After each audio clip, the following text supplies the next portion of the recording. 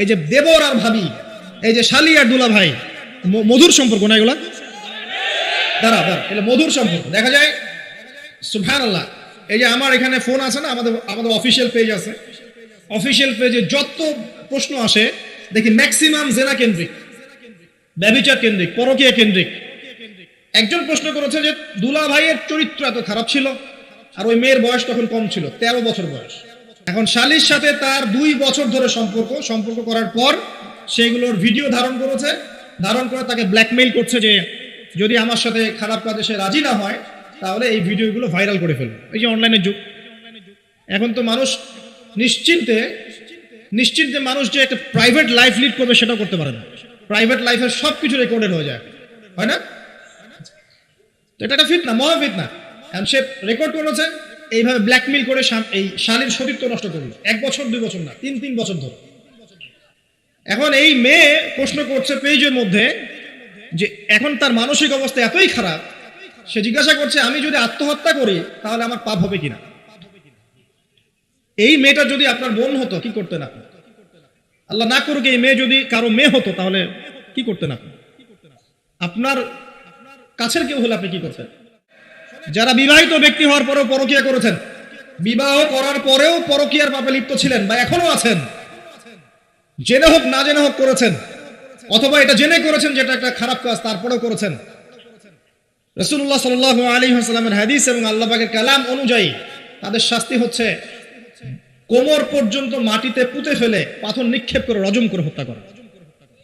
Islamic যদি কোনো রাষ্ট্র থাকতো, এটা যদি হতো, বা এটা যদি ইমামুল মাহদির যুগ হতো বা ওমর রাদিয়াল্লাহু আনহুর যুগ হতো, তাহলে এই শাস্তির বাইরে আপনি চলতে পারতেন না, যদি এটা প্রমাণ হতো।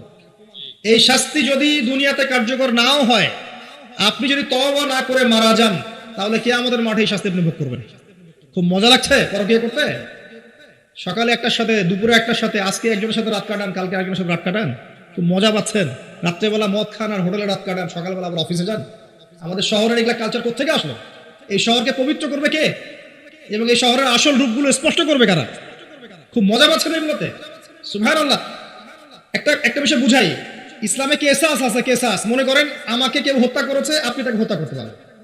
মনে করেন আপনি কাউকে হত্যা করেছেন, ঠিক আমাদের লজের মতো, কেউ যদি কাউকে হত্যা করে তাকে ফাঁসি দেওয়া হয় না, এরকমই কেউ যদি কাউকে হত্যা করে ইসলামের বিধান কেসাস করা, মানে হাতের বদলে হাত, চোখের বদলে চোখ, কানের বদলে কান, নাকের বদলে নাক, জানের বদলে জান, যদি প্রমাণ হয়। কিন্তু এখানেও হত্যাকারীর বাঁচার সুযোগ আছে। কিরকম? মনে করেন আপনি আমার পরিবারের কাউকে হত্যা করেছেন, আল্লাহ না করুক, এখন আপনি এসে আমাকে ক্ষমা চাচ্ছেন যে আমার ভুল হয়ে গেছে, আমি রক্তপণ দিব, আমাকে মাফ করে দেন। এখন আমাদের পরিবারকে আপনাকে বললো ঠিক আছে আপনাকে মাফ করে দিলাম, আপনার কেসাস করার দরকার নেই, আপনি রক্তপণ দিয়ে দেন, তাহলে আপনি বেঁচে থাকার সুযোগ পেলেন। কথা বুঝতে পারছেন? একটা হচ্ছে মুরতাদ। মনে করেন কেউ ইসলামের কিছু বিষয়কে অস্বীকার করেছে, তাকে জেলখানায় বন্দী করে রাখা হবে, সুযোগ দেওয়া হবে যে আপনি কি এগুলো জেনে শুনে বলেছেন নাকি এর উপর অটল থাকবেন না ফিরে আসবেন। সে যদি বলে না আমি তওবা করলাম, আমি এগুলো থেকে ফিরে আসলাম, ও বেঁচে থাকার অধিকার পেয়ে গেল। কিন্তু বিবাহিত ব্যক্তি যারা ব্যভিচার করেছে, বিবাহিত ছেলে বা মেয়ে ব্যভিচার করেছে, তওবা করে যদি ফিরেও আসে, রজমের শাস্তি থেকে বাঁচার কোনো সুযোগ নেই। বুঝতে পারছি না? একজন মহিলার কথা বলি তাহলে বুঝতে পারবেন। এটা একজন মহিলা সাহাবীর ক্ষেত্রেও হয়েছে, একজন পুরুষ সাহাবীর ক্ষেত্রেও হয়েছে। আচ্ছা, পুরুষ সাহাবীর কথা বাদ দিয়ে মহিলা সাহাবীর কথাটা বলি। মহিলা সাহাবী এসেছেন, এসে নবীজিকে বলছেন ইয়া রাসূলুল্লাহ তাহিরনি, আমাকে পবিত্র করুন, আমি একটা অন্যায় করেছি, আমি বিশাল একটা অন্যায় করেছি। নবী সাল্লাল্লাহু আলাইহি ওয়াসাল্লাম বলছেন কি করেছো তুমি? তখন সে বলছে আমি জিনা করেছি। নবী সাল্লাল্লাহু আলাইহি ওয়াসাল্লাম বলছেন বাসায় যাও, বাসায় গিয়ে আল্লাহর কাছে তওবা করো, আল্লাহ পাক মাফ করে দিবেন। নবীজি এটাকে হাইড করতে চাচ্ছেন, কারণ কি যখন আপনি কেস আদালতে নিয়ে যাবেন তখন তো উপায় নাই, আপনাকে তো বিচার করতেই হবে। তুমি বাসায় ফিরে যাও, তওবা করো, আল্লাহ মাফ করে দিবেন। সে মহিলা নাছর বাঁধান না, আমার বিচার করে দেন, আমার বিচার করে দেন, পরকালে আমি শাস্তি পেতে চাই না, দুনিয়াতে আমার বিচার করে দেন। নবী সাল্লাল্লাহু আলাইহি ওয়াসাল্লাম বলছে তুমি কি গর্ভবতী হয়েছো? হ্যাঁ, জেনার কারণে আমি গর্ভবতী হয়ে গেছি। এরকম হচ্ছে না এখন? আর যে অ্যাবর্শন করছে না ওই যে ক্লিনিকে গিয়ে, এটাও ট্রেন্ড হয়ে গেছে। হইল সমস্যা কোথায়? কি এমন হয়েছে? আমার কি কেরিয়ার নষ্ট হয়ে গেছে? ফ্যামিনিস্ট নোংরা মেয়ে কোথাকার। তারপরে এই মেয়ে বলছে হ্যাঁ আমি গর্ভবতী হয়েছি ইয়া রাসূলুল্লাহ। নবী সাল্লাল্লাহু আলাইহি ওয়াসাল্লাম বলছেন বাসায় ফিরে যাও, সন্তান যখন খালাস হবে তারপরে এসে বিচার করে দিব।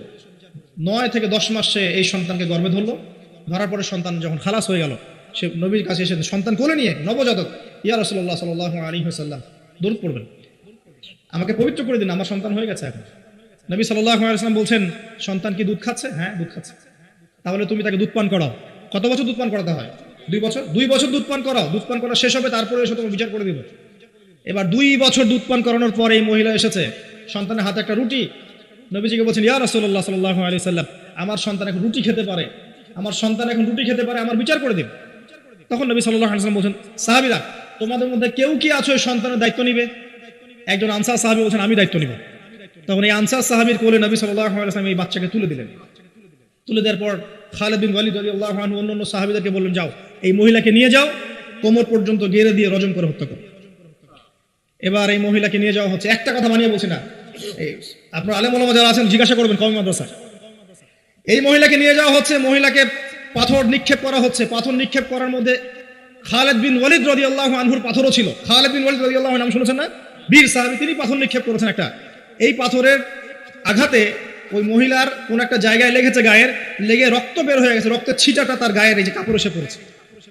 কাপড় এসে পড়ার সাথে সাথে খালিদ বিন ওয়ালিদ রাদিয়াল্লাহু আনহু বলছেন, ছি ছি ছি ছি, আমার গায়ের মধ্যে এরকম নোংরা ব্যভিচারী মহিলার রক্ত পড়লো কিভাবে? এরকম একটা তাচ্ছিল্যের কথা বলেছেন। তখন নবী সাল্লাল্লাহু আলাইহি ওয়াসাল্লাম বলছেন, হে খালিদ তুমি থামো, হে খালিদ তুমি চুপ করো। তুমি জানো এই মহিলা এই 2 বছরে 3 বছরে এত তওবা করেছে আল্লাহর কাছে, এই সমস্ত তওবা যদি মদিনাবাসীর মধ্যে বন্টন করে দেওয়া হয় তবুও কম হয়ে যাবে। আর আমি এখন দেখছি এই মহিলা জান্নাতে সাঁতার কাটছে। আমি বুঝাতে পারছি না আপনাকে প্রিয় বোন, প্রিয় ভাই, যারা বিবাহিত হয়ে ব্যভিচার করছেন, জিনা করছেন, তিনি তওবা করেছিলেন, তওবা করেছেন, আল্লাহ পাক মাফও করে দিয়েছেন, জান্নাতে চলে গেছেন, কিন্তু পৃথিবীতে তার শাস্তি কায়েম করা হয়েছে। বিবাহিত ব্যক্তি ব্যভিচার করে ফেললে তার পৃথিবীতে বেঁচে থাকার অধিকার সে হারিয়ে ফেলে। আর এই পাপটাকে আমাদের সমাজে এত সহজ বানিয়ে দেওয়া হয়েছে, যে যার সাথে ইচ্ছা পরকীয়া করতে পারে। মেয়েও করছে, ভাবিও করছে, শালিও করে, দুলাভাইও করে, সবাই আমরা পরকীয়া করতে আছি। পরকীয়ার সয়লাভ বন্ধ করতে হবে, পরিবারে পর্দা কায়েম করতে হবে, অপসংস্কৃতি ঠেকিয়ে দেন, এগুলা চ্যানেলগুলো বন্ধ করে ফেলেন মাসা দিন। ইসলামিক সমাজ কায়েম না করতে পারলে আমাদের মা বোনরা সব নষ্ট হয়ে যাবে দিন দিন। আর পরিবারের ইজ্জত যখন চলে যায়, কোনো কিছুর বিনিময়টাকে ফিরে পাওয়া যাবে না। কেন পরকীয়া করতে গেছেন? আল্লাহ, আপনার যদি এতই চাহিদা থাকে আরেকটা বিয়ে করেন না কেন? বিয়ে করতে সাহস কুলায় না।